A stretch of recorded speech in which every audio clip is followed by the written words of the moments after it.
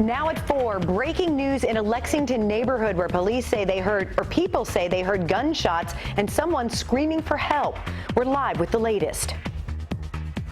A major storm system ready to blast the Bluegrass State with high winds and heavy rains, and I'm tracking it all next. The Kentucky Wildcats get their first big test of the season tonight when they take on Duke in Chicago. We'll get you ready for the Cats and Blue Devils now at 4. This is WKYT News at 4. Good afternoon. I'm Jennifer Palumbo. It's been a rainy day in parts of the Bluegrass with temperatures hovering around 60 degrees. You're looking live at one of our sky cams in downtown Lexington where it could be a very windy night. Chief Meteorologist Chris Bailey has a first look at the forecast. Chris? Yeah, Jennifer, those winds really are going to crank up late tonight and into the day tomorrow. We've talked about this for the better part of the past week, that the middle of this week would bring a big storm toward the Bluegrass State, and the high wind threat is there later tonight. This is a wind advisory, by the way, that is out for most of the Bluegrass State for 40 to 45 mile per hour wind gusts late tonight, and especially once we get into the day on Wednesday. So time to batten down the hatches. Here's what your Defender Radar Network is seeing locally. Not a whole lot out there. Look to our west, though. Showers, thunderstorms, flash flood warnings, even a tornado warning with that cell into south central parts of Missouri. And that line of thunderstorms extends all the way toward the Gulf of Mexico. It's got a blizzard behind that area of low pressure into parts of Colorado, western Kansas, and Nebraska. All of that rolling toward the east. So we've got wet and windy, and then a little taste of wintertime that tries to show up in your 7-day forecast. We'll break it down in a busy outlook, Jennifer, when I come back here in about 15 minutes from now. Now to a breaking news alert we're tracking in Lexington. Police are on the scene of a shooting on the north side of town. Investigators have blocked off much of LaSalle Road near Green Acres Park, which is off Russell Cave Road. There are multiple crime scenes connected to the investigation. WKYT's Hillary Thornton is live with the breaking details. Hillary? Good afternoon, Jennifer. That's right. As you mentioned, we know Lexington police are working a couple different scenes here in this area. The first over at Mr. Money on New Circle Road, about a mile from where we are here at a second scene on LaSalle Road, where much of this roadway does remain blocked off at this time. Neighbors here on LaSalle say around 2:30 this afternoon, they heard multiple gunshots fill the street and someone yelling, quote, "Help, I am hit." Several detectives are out here looking around at areas marked by at least a dozen orange cones. They also have been looking at and documenting the outside of several homes along this street. Now over at the other scene at Mr. Money's on New Circle Road, people there tell us they saw a black car pull up with someone then getting out and firing shots before taking off. Now still a lot to learn out here. Police have been taking several witness statements out here on this street, and they have confirmed that they do have 2 shooting victims right now at UK Hospital. They have yet to confirm for us, though, what of all of this is connected. Live in Lexington, Hillary Thornton, WKYT. Thank you, Hillary. There's a worldwide search for suspects in Friday's attacks in Paris. Meanwhile, France continues its airstrikes against ISIS in Syria. Russia increases its bombing campaign, and several U.S. governors say due to security concerns, they don't want Syrian refugees in their states. Aaron McLaughlin joins us live from Paris with the latest. It's our top story at 4. The hunt is on for 26-year-old Salah Abdeslam, one of the suspected terrorists in Friday's attack in Paris.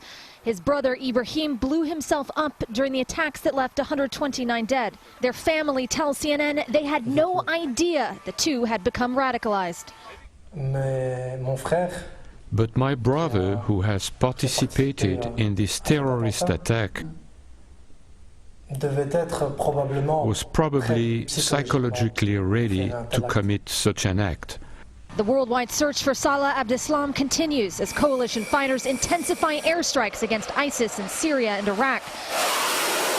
French President Francois Hollande tells the world France won't back down. They thought of weakening the French passion for receiving the whole world. They have already lost that fight. Russia is also increasing its military response, doubling the number of airstrikes in Syria. It's part of the stern message Putin has for ISIS, after confirming it was a bomb that brought down a Russian jetliner over Egypt October 31st. ISIS has taken credit. In the U.S., a political battle is brewing over President Obama's plan to increase the number of refugees allowed in America.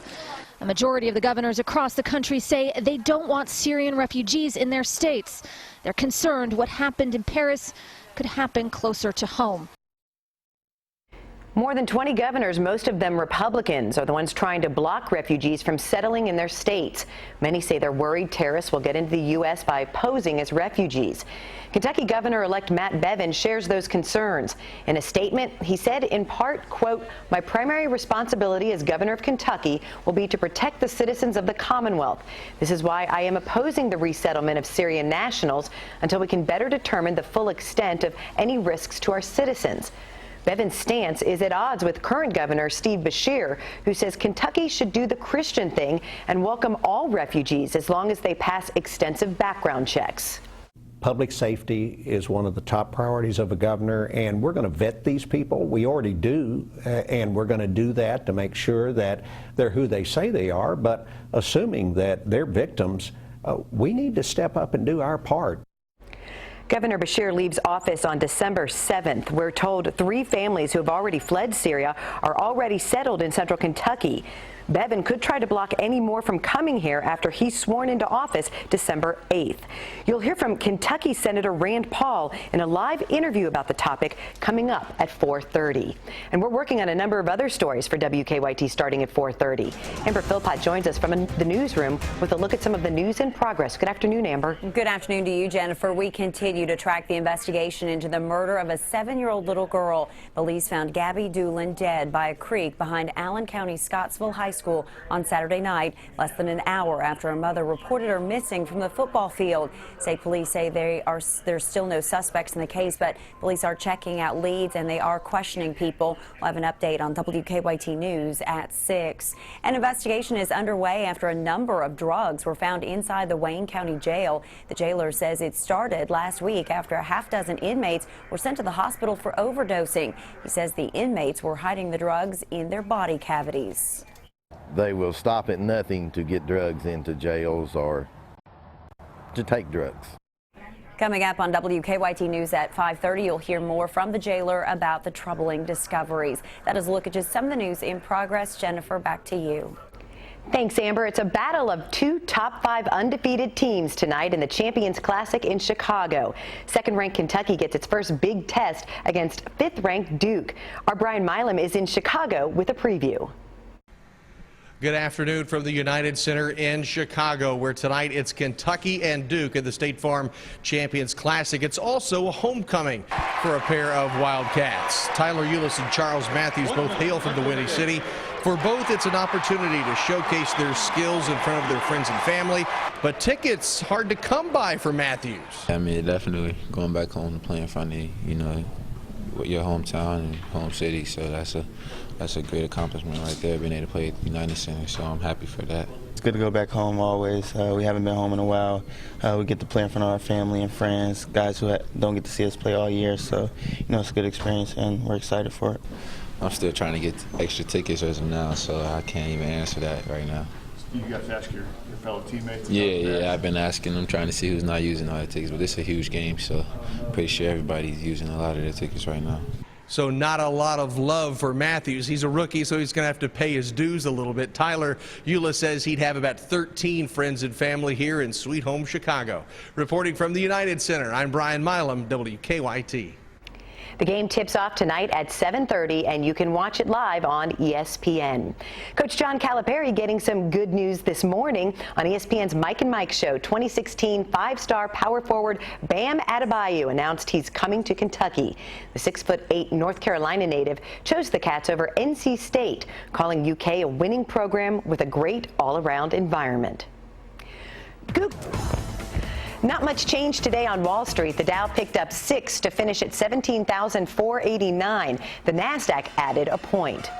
Google is taking on Yelp and TripAdvisor by offering incentives for users to write reviews, fix mistakes, and add photos as a local guide on Google Maps. Each time you contribute, you'll earn 200 points. We'll get you 1 terabyte of free Google Drive storage. Top local guides will be entered to win an all-expenses-paid trip to Google headquarters for the 2016 Local Guide Summit.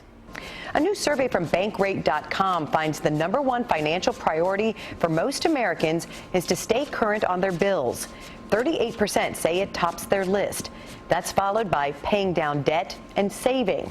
The survey also finds both men and women noted improved financial security compared to a year ago. Taco Bell is switching over to cage-free eggs. By 2017, the fast food chain's 6,000 locations will only use eggs from free-range chickens. The move comes as customers demand healthier and more sustainable food options. Both McDonald's and Burger King have committed to using cage-free eggs. McDonald's is scrapping its dollar menu. Starting in January, the fast food chain will test a new value menu called McPick 2. Customers can pick 2 items for $2.